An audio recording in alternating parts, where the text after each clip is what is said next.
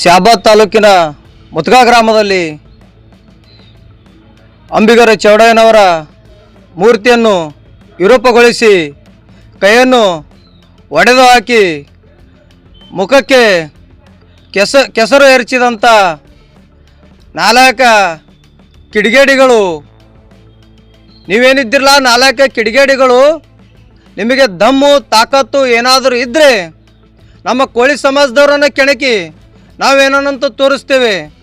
ಅದನ್ನು ಬಿಟ್ಟು ಅಂಬಿಗರ ಚೌಡಯ್ಯನವರ ಮೂರ್ತಿಯನ್ನು ಈ ಥರ ವಿರೂಪಗೊಳಿಸಿದಿರಲ್ಲ, ಇದು ಭಾಳ ನಮ್ಮ ಸಮಾಜಕ್ಕೆ ಭಾಳ ನೋವನ್ನು ಉಂಟು ಮಾಡಿದೆ. ನೀವು ಯಾರೇ ಇರಲಿ, ಎಂಥವರೇ ಇರಲಿ, ಕೂಡಲೇ ಈ ನಾಲಾಯಕರನ್ನು ಬಂಧಿಸಿ ಕಾನೂನು ಕ್ರಮ ಜರುಗಿಸಬೇಕೆಂದು ಆಗ್ರಹ ಮಾಡುತ್ತಿದ್ದೇನೆ. ಜೆಕೆ ನ್ಯೂಸ್ ಕನ್ನಡ, ಇದು ಭ್ರಷ್ಟರ ಪಾಲಿಗೆ ಸಿಂಹ ಸ್ವಪ್ನ.